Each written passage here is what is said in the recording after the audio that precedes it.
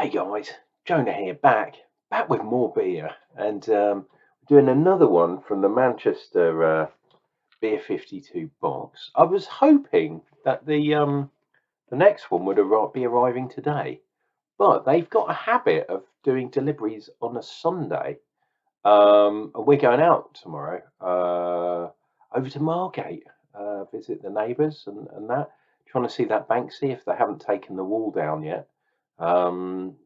But yeah, I hate it when people deliver shit on a Sunday because it's the day of rest. Do you know what I mean? It's not a day to be taking deliveries. Last time we were lucky that our neighbours took my beers in, but can't, always rely on that to happen. Stop delivering shit on a Sunday. It's not right. Anyway, we're back up in Manchester. Well, I say Manchester, this one's Salford, which is kind of part of Salford's in Manchester, sort of, but that's where the BBC are, isn't it? So it's a bit posh these days. There we go. And it is the First Chop, is the name of the brewery. And this is called Haze. It's a double hazy IPA. Well, it says it's a double dry hopped hazy. God, I thought I can't even read there. New England IPA on the style, and it's 5%, which doesn't sound right to me. And if you look at the old spider diagram, we're definitely getting Star Trek kind of vibes. Well, I am. Looks like the Star Trek badge to me. Anywho, let's see the tasting notes. A punchy, fruit-forward, double dry hopped hazy IPA. God, mouthful. With pulpy, smooth mouthfeel. US hops Azaka gives baths of tropical fruit, while Australian Enigma gives strawberry and gummy sweets. Okay, that's cool. This combination was utilised in the Whirlpool and two-stage dry hop. So I guess the initial hop, looking down here, down at the bottom, is with Citra, which is not surprising because, as I have said many times before, Citra hops, the most common hops in the world. So you're probably going to have some of those in your beer. It is stuff like that that makes Unclejona's channel fucking amazing. There we go. And it's got some other stuff. There you go, Azaka and Enigma.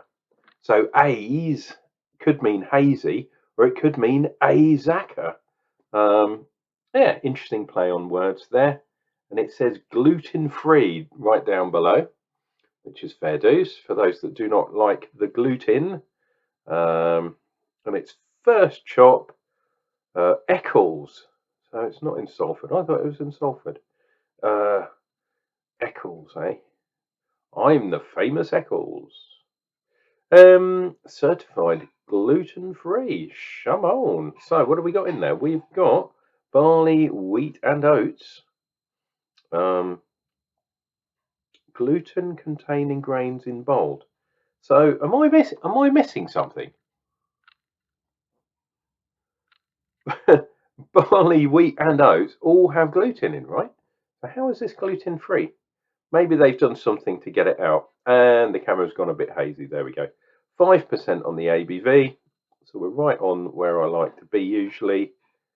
That is just weird. I guess they've done some processes, baby please, to remove the gluten from this beer. And I don't mind. I don't have a problem with gluten. So I have a problem with other stuff, but not gluten. I have resurrected this glass because it's a reminder to me of happier times, Canterbury. So thank you very much, guys. Now let's go for a pour. It's going to be at least 2 glass. Well, it's going to be a 2-glass pour. Wow, this has been in the fridge, I have to say. And even though that is a very small glass, let's move over a little bit. Haze. There is a little bit of head on there. Very, very brief amount. Let me put the can down. fingernail head, I'll call that one. I'll try and get rid of some of these bubbles on the side. Obviously didn't clean this glass very well overnight. And there is this, I mean, it's reasonably clear, but there is a slight haze. But I would not call that a proper hazy beer.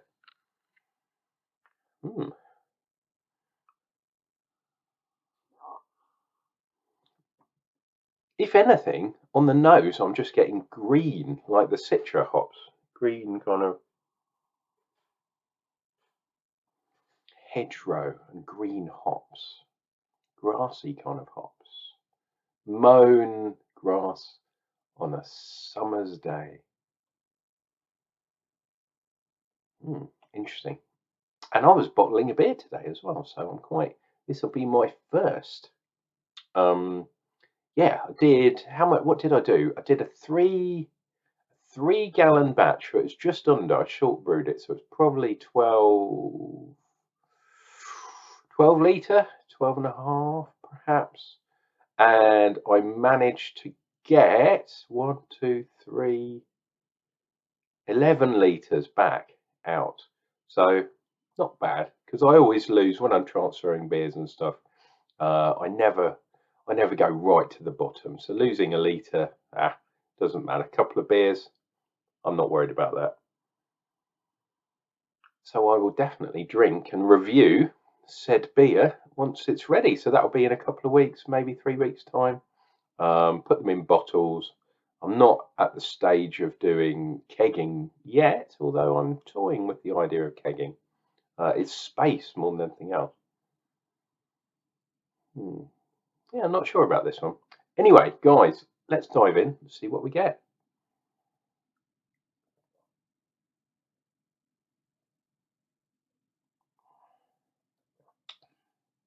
Wow.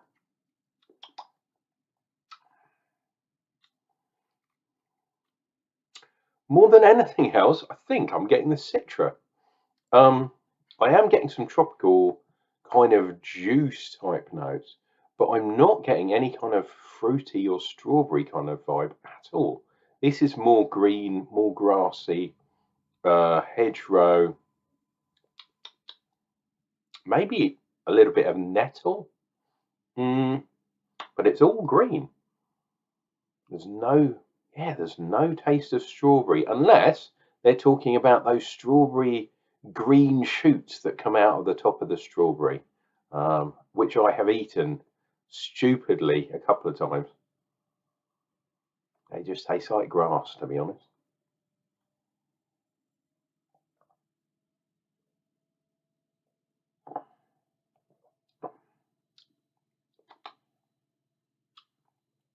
Yeah, real grass, real hoppy, real green, hedgerow, pretty dry as well. And surprisingly, it tastes a little bit watery, which is weird considering it's a 5% beer. But quite refreshing on the palate. But yeah, none of this fruity gumminess, like, unless it's just my palate is numb to said things.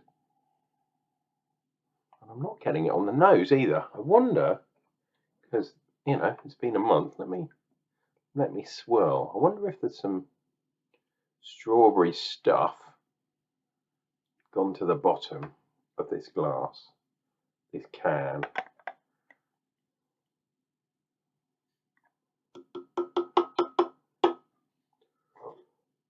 Oh yeah. I beg your pardon. Carbonation is a thing that this channel does very well, in fact. I always kind of have a belch. So, a little bit more cloudy. So I had thought perhaps some of the particulates had kind of fallen to the bottom. That's why I gave it a bit of a swirl. Maybe I shouldn't have had this small glass. Maybe I should go back to my larger glass so I can do the pouring all in one go. But I hope you realise that this was given to me as a prezi, and Canterbury has a special place in my heart after working there for a couple of years.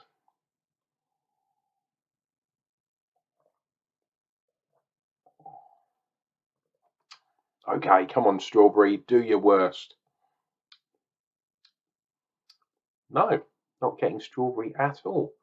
I'm getting more grapefruit stroke lime, maybe lemon kind of thing going on. But yeah, it's all slightly more astringent type fruits as opposed to a juicy fruit, such as the strawberry that I was promised. Um, so I think in this case, the Azaka wins the battle over the Enigma. Um, it's a shame, really, because I was looking forward to getting a bit of a strawberry thing going on. Anyway, cheers and beers.